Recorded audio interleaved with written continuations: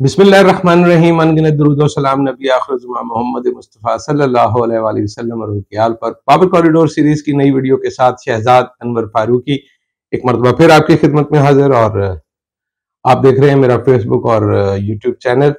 और आज हम बात करेंगे जनाब, जो सुप्रीम कोर्ट ऑफ पाकिस्तान में पंजाब और खैबर पख्तूनख्वा के सूबों में सूबाई इंतखाबात के हवाले से जारी जो आज खुद नोटिस है chief justice of Pakistan Umar Ata Bandial का, उस हवाले से और उस पर जो एतराजात दायर किए गए हैं पीडीएम की तरफ से, उनकी क्या तफसील है और इसका असर क्या हुआ है, किस तरह से जो लाहौर हाईकोर्ट बार का इंतखाब है उसमें कौन से ग्रुप को फतह हासिल हुई है और पिंडी में क्या पोजीशन है, इस पर हम तफसील से बात करेंगे और देखना चाहेंगे कि किस तरह से पीडीएम इस सूरत को देखकर इसमें से क्या निकालना चाह रही है। जेल भरो तहरीक जो है वो कहां पे खड़ी है। तो वीडियो का बाकायदा आगाज करने से पहले वही पुरानी गुजारिश कि अगर अभी तक आपने इस चैनल को सब्सक्राइब नहीं किया तो सब्सक्राइब कर लें और वीडियो पसंद आए तो लाइक और शेयर भी कीजिए।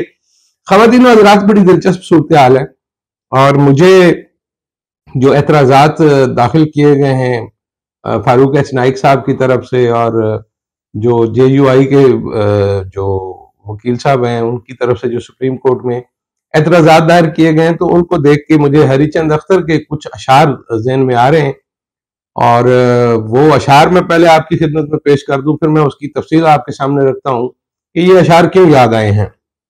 ये बड़ी मशहूर ये उनके बड़े मशहूर अशार हैं।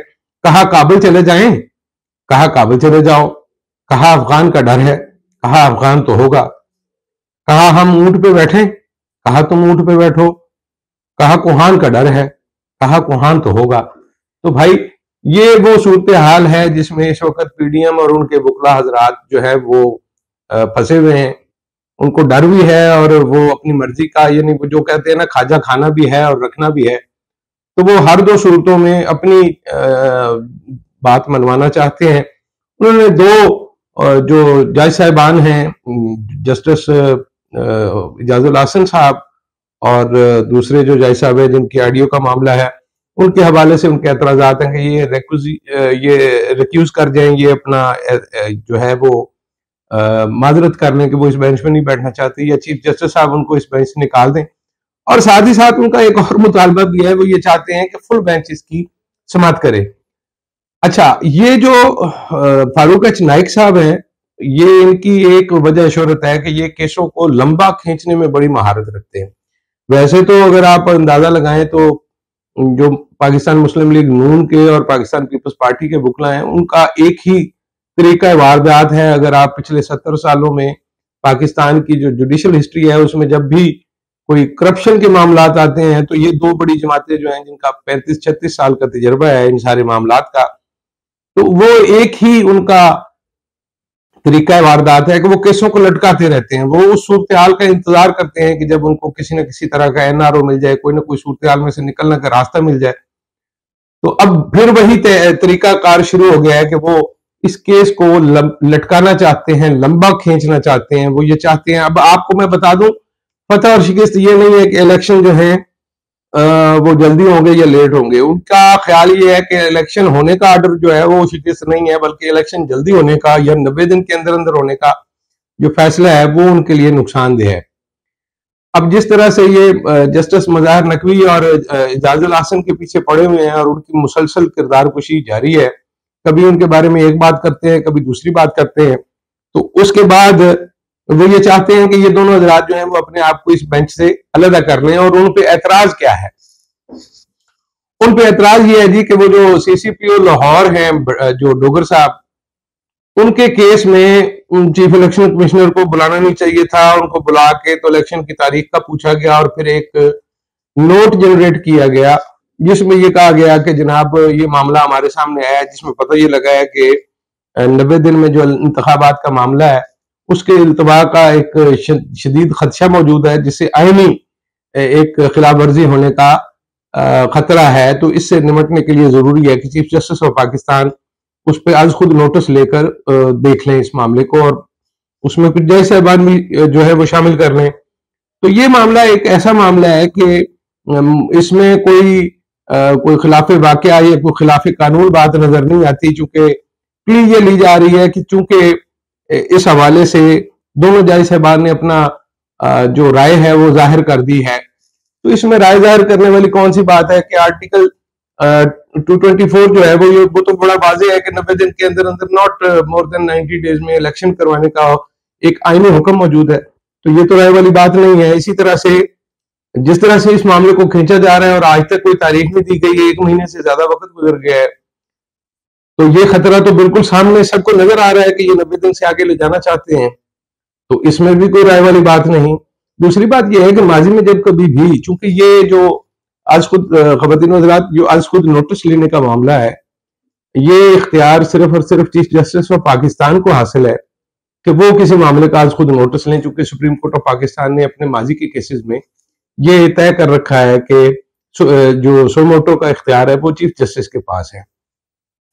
और अगर किसी और जज साहब को इस हवाले से कोई आज खुद नोटिस की जानिब सुप्रीम कोर्ट की तवज्जो दिलवाना, मबसूल कराना जरूरी समझता है, तो वो नोट जारी करता है चीफ जस्टिस को, और फिर चीफ जस्टिस उस नोट का जायजा लेके वो फैसला करते हैं कि इस मामले पे सो मोटो बनता भी है या नहीं बनता।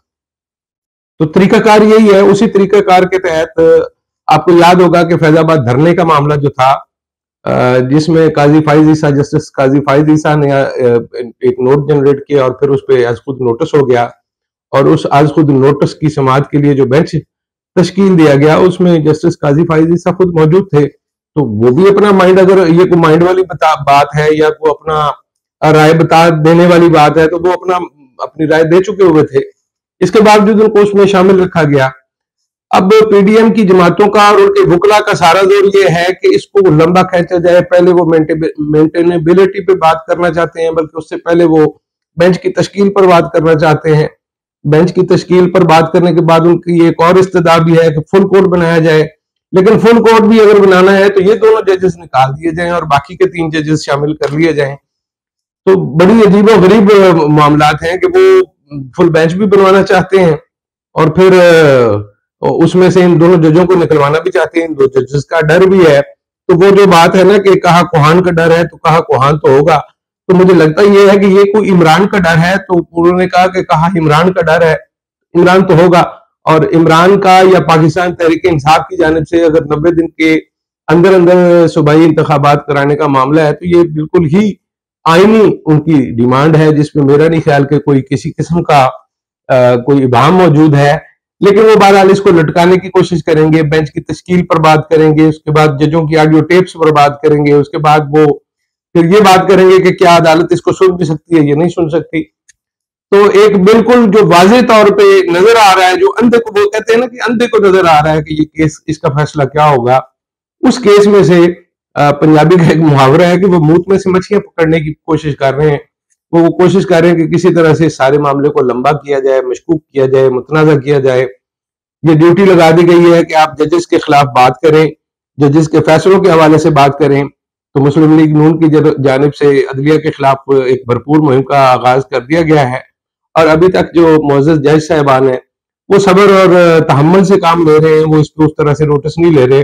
हालांकि वो आपको याद होगा कि कुछ अर्सा पहले ही जो एडिशनल सेशन जज ज़ेबा साहिबा हैं इस्लामाबाद की, उनके हवाले से इमरान खान ने एक जलसा आम में एक बात की थी, तो उस पर फौरन नोटिस में हो गया था तौहीन अदालत का, और कहा गया ये बड़ा जुल्म हो गया, ज्यादती हो गई। तो अब भी बातें जो हैं जिस तरह की हो रही हैं, ये तौहीन अदालत के जुमरे में तो आती हैं, लेकिन अभी ये अच्छी बात है कि अदालतें, जो अदालत है वो सब्र और तहम्मुल का दामन पकड़े हुए हैं और उसका दामन छोड़ नहीं रही।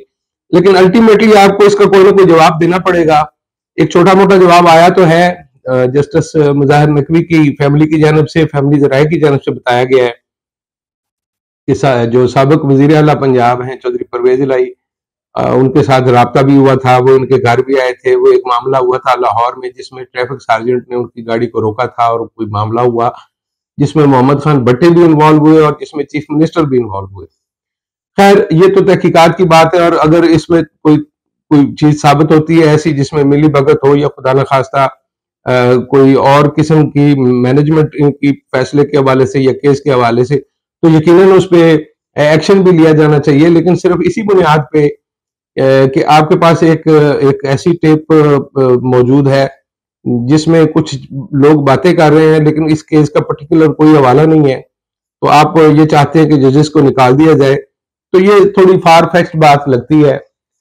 इसी तरह से ये भी देखना होगा कि क्या जो जज साहबान के कंडक्ट का इशू है उसको देखने के लिए सुप्रीम जुडिशियल काउंसिल में ये लोग जाते हैं या नहीं। अभी तो ये सिर्फ यहाँ पे इस पे बात कर रहे हैं। मुझे लगता ये है कि जैसे ही समाअत होगी और मंडे से जब इस केस पर बाकायदा समाअत का आगाज होगा, तो उसके बाद अगर ये दोनों जज साहबान मौजूद रहते हैं बेंच में और बेंच की तश्कील में कोई ज्यादा फर्क नहीं पड़ता, तो शायद ये फिर सुप्रीम जुडिशियल काउंसिल में एक दरखास्त देंगे, फिर उसकी बुनियाद पे इस प्रोसीडिंग्स पे कोई स्टे लेने की कोशिश करेंगे, लंबा खींचने की कोशिश करेंगे। तो ये जजेस के लिए भी एक बहुत बड़ा ये इम्तिहान होगा कि वो किस तरह से कानून और आइन की हुक्मरानी को बहाल रख पाते हैं। चूंकि गुज़श्ता रोज जो समाअत हुई उसमें चीफ जस्टिस ऑफ पाकिस्तान ने बड़ा ही एक तारीखी फिक्रा कहा, जिसमें उन्होंने कहा कि आमतौर पर सुप्रीम कोर्ट ऑफ पाकिस्तान में साइल आते रहते हैं, आम लोग आते हैं इंसाफ के लिए, वो दरवाजा खटखटाते हैं और उनका जो भी फेट होता है केसेस का वो हो जाता है। लेकिन ये पहला केस है कि आईने पाकिस्तान खुद चल के सुप्रीम कोर्ट ऑफ पाकिस्तान के दरवाजे पे आया है और उसने दस्तक दी है इंसाफ के असूल के लिए। तो अब देखना ये है कि वो अपनी ख्वाहिश के मुताबिक आईने पाकिस्तान को और दस्तूर को किसी तरह का इंसाफ दे पाते हैं या नहीं। दूसरी जानिब जो मामलात हैं जेल भरो तहरीक के, तो वो मुझे लगता ये है कि थोड़ा सा मिस मैनेज हो रहा है, जिसकी वजह से पाकिस्तान तहरीक इंसाफ को जो है वो उस तरह से खातिर खा कामयाबी हासिल नहीं हो रही, चूंकि इसके लिए कोई प्लान नहीं है। पेशावर का KPK का जो शो है उसके हवाले से और मुल्तान के शो के हवाले से, अब मुल्तान के शो की आप मिसाल ले लीजिए कि वो कहते हैं जी कि हमने नवा शहर चौक में जो है वो मुजाहरा किया और वहां गिरफ्तारियां देने के लिए लोग बैठे रहे, पुलिस आई ही नहीं। पुलिस का कहना है कि हम फलां जगह पे खड़े हैं, आप आके अगर गिरफ्तारी देना चाहते हैं तो वहां पे आ जाएं। तो दोनों तरफ से एक एक नुक्ता नजर या एक स्टांस ले लिया गया है। वो कहते हैं ये गिरफ्तार नहीं करते, वो कहते हैं ये गिरफ्तारी देना नहीं चाहते। इसी तरह से KPK के हवाले से उन्होंने साबिक जो चीफ मिनिस्टर है महमूद खान, उनके घर के बाहर ऐलानात करवाए। तो ये बड़ी एक ऐसी सूरत हाल है जो पाकिस्तान तहरीक इंसाफ के लिए कुछ ज्यादा खुशगवार नहीं है। अगर इनके लोग इस तरह से गिरफ्तारियां देने वाले नहीं है तो उनको इस तरह का ऐलान देने से पहले 100 मरतबा सोचना चाहिए था। और एक बात ये भी यकीनी है कि जब तक इमरान खान खुद इस तहरीक में बजाते खुद नहीं आते, अपनी गिरफ्तारी नहीं देते, तो कारकुनान में उस तरह से जोशो जज्बा नहीं आएगा और ना लोग उस तरह से तकलीद कर पाएंगे इस ट्रेंड की। क्योंकि मंतकी तौर पर यह बात दुरुस्त लगती है कि आप लोगों को और उनके बच्चों को तो ये कहते हैं कि आप जेल भरो और जेल में चले जाओ और खुद आप बेलें करवाते रहो, तो ये कोई मुनासिब तरीक नहीं है जिसपे आप लोगों को ये बता सकें। लीडर हमेशा फ्रंट से लीड करता है और मुझे लगता है कि ज़ूदिया बदीर जो ये बात है ये इमरान खान साहब को भी मालूम पड़ जाएगी।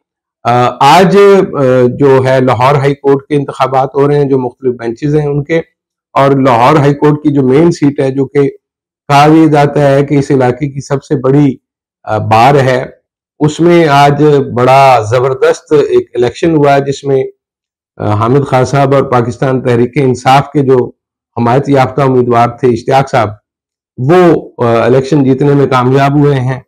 और जो दूसरी पार्टी थी और PDM की जमातें जिस उम्मीदवार की हिमायत कर रही थी, उनका और जीतने वाले जो कैंडिडेट्स हैं उनमें तकरीबन 50-50 का फर्क है कि अगर 7,000 से ऊपर वोट लिए हैं जीतने वाले उम्मीदवार ने, तो हारने वाले के वोट जो है वो 3,000 समथिंग है। तो इसका मतलब ये है कि तकरीबन निसब से ज्यादा के फर्क के साथ जो है वो इमरान खान और उनके हमायती जो है वो ये इलेक्शन जीत रहे हैं। अभी पिंडी की जो बेंचेस हैं उनके हवाले से जो पिंडी बार का नतीजे हैं वो सामने आने बाकी हैं। वहां पर 2 कैंडिडेट हैं, तनवीर इकबाल साहब और सैयद इंतखाब शाह साहब। ये दोनों कैंडिडेट जो हैं वो टेक्सला से बिलोंग करते हैं। जो तनवीर इकबाल साहब हैं वो इमरान खान और PTI के हम ख्याल लोगों की हमायत उनको हासिल है, जबकि जो इंतखाब शाह साहब हैं वो PDM और दूसरी जो हुक्मरान जमातें हैं मरकज में उनकी हमायत याफ्ता वो उम्मीदवार हैं। वो साबिक जज भी रहे हैं हाई कोर्ट के, बहुत सारे लोग उनकी हमायत कर रहे हैं। तो यहाँ पे लगता यह है कि लाहौर की निस्बत जरा कांटेदार मुकाबला होगा और यहाँ पे पता चलेगा कि पीटीआई की मकबूलियत किस तरह से तनवीर इकबाल साहब की मदद कर पाती है या नहीं, चूंकि अदरवाइज सैयद इंतखाब शाह साहब जो हैं वो किसी हद तक असर और रसूख वाले भी आदमी हैं और वो कोशिश भी कर रहे हैं कि वो अपना मुकाबला जीते। तो ये तनवीर इकबाल साहब जो हैं वो गालबन जो पीटीआई के साबिक वफाकी वजीर हैं गुलाम सरवर, ये उनके अजीज भी हैं करीबी, तो ये बड़ा एक टफ मुकाबला है जो देखना होगा कि पिंडी के नतीजे क्या आते हैं। अब तक के लिए सूरत हाल का जो तजिया था वो आपके सामने रख दिया। अपना बहुत सारा ख्याल रखिएगा, मिलते हैं एक नई वीडियो में। अल्लाह निगहबान।